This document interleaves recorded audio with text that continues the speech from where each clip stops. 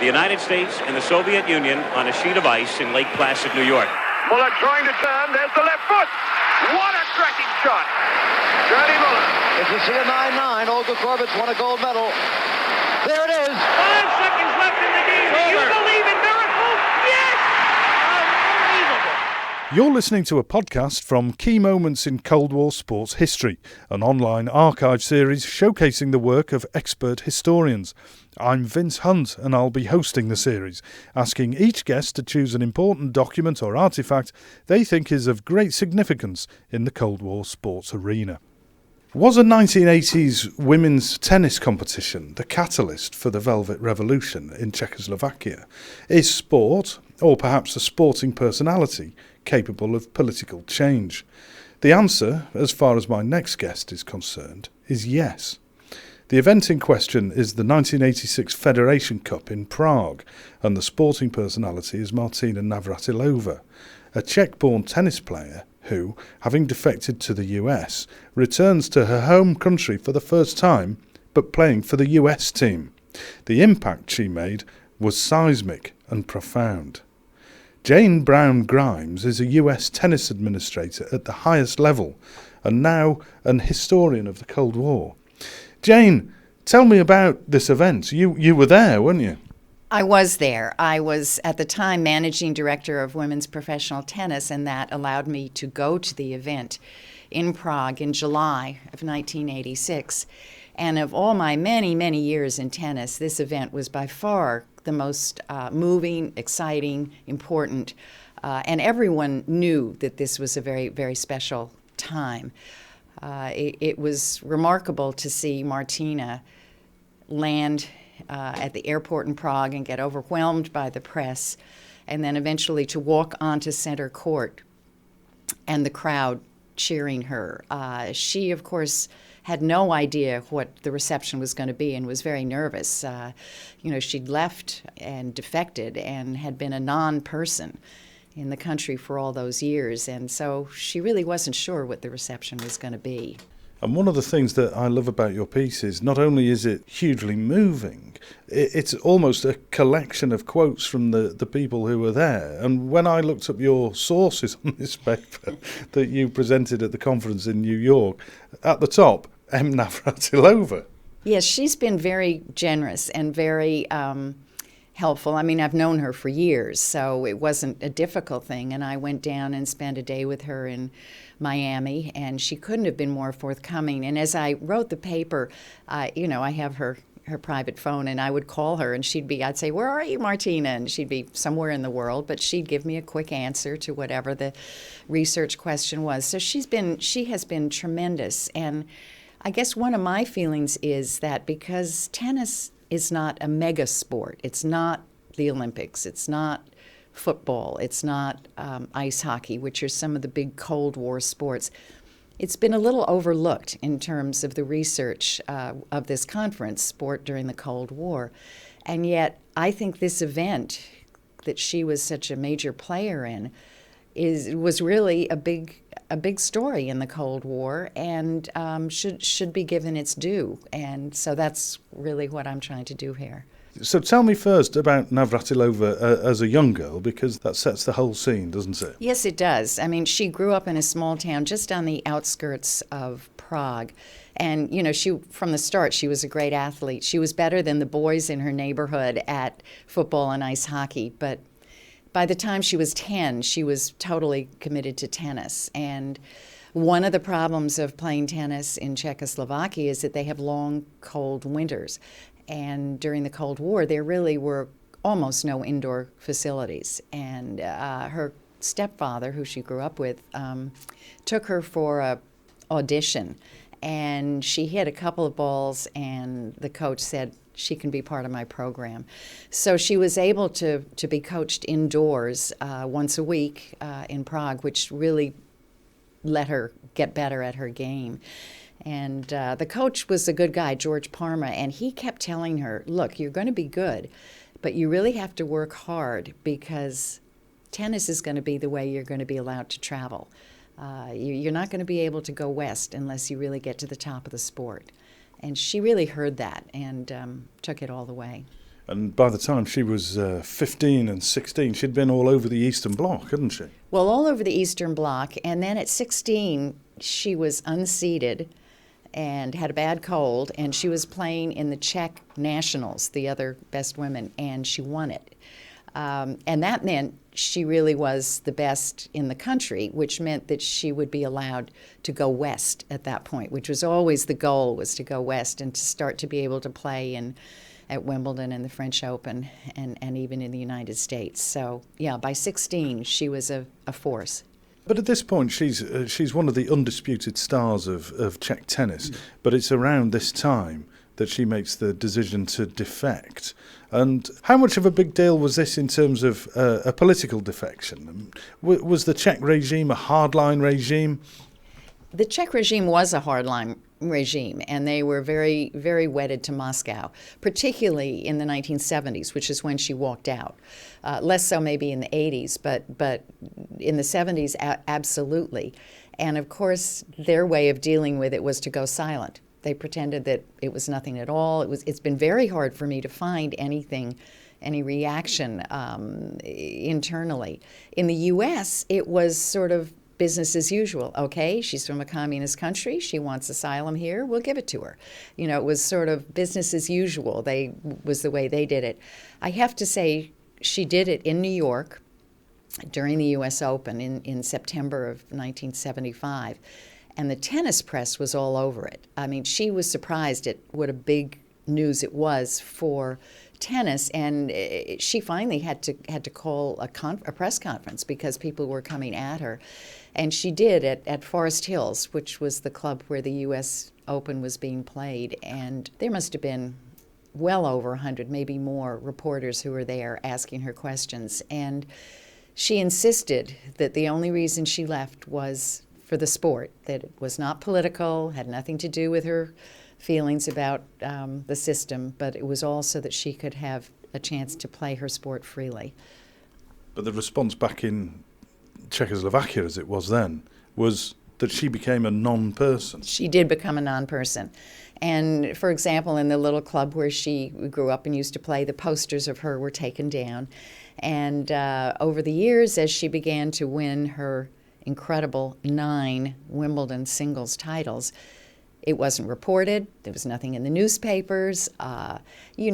I think the people knew there was certainly an underground thing. And for anyone who lived near the West German border, they could get access to radio and other things, and then it would spread around the country.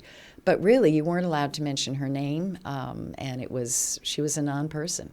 Let's talk about the 1986 Federations Cup then in Prague.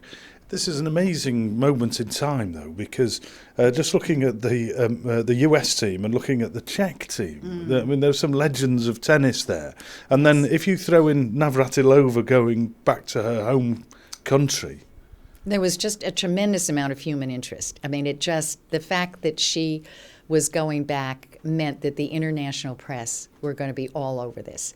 And it was phenomenal. There were probably 300 or 400 people from around the world, and they were all, allowed to come in. This, the Communist Party in Czechoslovakia was torn because they wanted the world to see what a great country they were, what a beautiful stadium they had, what a gorgeous city Prague was. But along with that meant they had to let the press in, and more importantly, they had to let Martina in. And the combination of having the international press and this defector together in one tennis arena was really a combination that was going to cause problems for them, because they didn't dare clamp down on the crowd when they started cheering for Martina, because the international press was watching. And so it was sort of a chance for the audience to be allowed to express themselves in front of this very repressive government and get away with it, so to speak. I think it was about Wednesday or Thursday, the U.S. team came up against Italy in the quarterfinals, and Martina was scheduled to play Raffaella Reggi, a good Italian player. They walked down the court, and the umpires had been told from day one that they could not mention Martina's name. They simply had to introduce her as the woman player from the United States. And so out they walked, and Raffaella Reggi was introduced from Italy. And then when it came to Martina, it was the woman from the United States. And the crowd they'd had it. And they started chanting in Czech, "Say her name. Say her name." And it got louder and louder, and they wouldn't stop. And frankly, you couldn't start play. And Raffaella didn't know what was going on. She was upset. She thought they were booing her. And Martina beckoned her to come to the net. And the two of them stood there, and Martina explained what was happening. And Raffaella laughed and went back, and the umpire finally had to relent and say Martina Navratilova, and the crowd cheered. And the game began. But it was a moment because for all those years, 11 years, nobody could mention her name in that country. And then the crowd had forced this man in the chair to say it out loud on a microphone, Martina Navratilova. So it was a big moment. It's like a film script reading your book because, of course, then there's the dream final. That really was what everybody was hoping for. And, it almost didn't happen. It came very close to not happening because there was one other team in the mix that was formidable, and that was West Germany. And a very young Steffi Graf was playing for West Germany. And that team was on the American side of the draw, and the U.S. had to play them in the semifinals. And frankly, Martina was more worried about them than she was even about the Czechs because Steffi Graf had beaten her earlier in the year, in April, and she was very, very concerned about that team. But maybe it was the fates, or I'm not sure what, but on a very gusty day, the day before they were to play, one of those sunbrellas blew over and over, and the big base landed on Steffi Graf's toe and broke it. And Steffi had to withdraw from the event. And so the team, the West German team that ended up playing the Americans and Martina, was without Steffi Graf, so it really wasn't much of a contest at all. So in fact, the dream final, which was the Americans against the Czechs, did happen on Sunday. And, of course, the one match out of that was the most important was Martina, the number one player for the United States, against Hanna Mandlikova, the number one player for Czechoslovakia, the girl who got away and the girl who stayed, playing each other in this stadium in Prague. The crowd was really on tenterhooks and very, very excited. And I feel for Hanna, whom I interviewed at length for this piece. It was not a fun match for her. I mean, the crowd, her hometown crowd, were all for the defector, all for Martina. And from the first point to the last, they were cheering for Martina. And that's got to have been difficult for her. And at the last point, the entire crowd stood up for spontaneous standing ovation at the end. Chris Evert dedicates the win to Navratilova. Yeah, Chrissy had the mic, and the Americans were supposed to respond. They were handed the trophy and supposed to respond, and Chrissy said, "Our team is dedicating this win to Martina," and she handed the microphone to Martina to respond. And Martina started talking in English, because Chrissy had, but she only said about, 10 words, and then she slipped into Czech, and the crowd went wild. And of course, I didn't know, nor did the other Americans in the stands know what she was saying. So I asked her, and she said, I really just told them that I hoped it wasn't going to be another 11 years before I could play in front of them again. And I looked down the row from where I was sitting, and her mother was about 10 seats away from me, and the tears were just streaming down her mother's face. And here was her daughter, who'd gone through so much, and the separation had been tremendous, and she'd come back a real champion. And, of course, at that point, the entire Politburo stood up, turned around, and left the stadium. It was quite a moment, and Martina stood there alone in this stadium with the crowd cheering for her. And it's this moment that you think really spelled the end of the communist regime in Czechoslovakia. Well, I do, because it's quite clear to me that at the time she defected in 1975, the crowd wouldn't have dared do that. There's no way, and your neighbors would have reported on you if you had shouted out for Martina, and there would have been repercussions. But now, first of all, Gorbachev was now in place in Moscow. Perestroika had started, the atmosphere was changing. But more than anything, I think the Communist Party in Czechoslovakia didn't have the same grip that they'd had earlier. I'm sure you recall that in '68, they called Moscow, and Moscow sent in tanks, to end the Prague Spring. That could never have happened now, and the crowds knew that. They could sense that the cracks were coming, and this was an opportunity to really show their feelings about the system and how much they hated it. I asked Martina, do you think this was a seminal moment? And she said it was more as though it added to a wave that was growing to get rid of the communist regime. And she said, I think it gave the people hope. I think it gave them something to cheer about. And she said, I think it really did add to this wave that was going to eventually crash over the Berlin Wall, and did.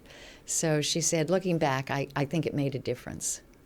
And Navratilova herself became a citizen of the later Czech Republic, didn't she? Yeah, in about 1991, 92, something like that. Yeah, she did, and she's very proud. She has both passports. She considers herself an American first and foremost, but she loved Czechoslovakia. She loved the country she grew up in.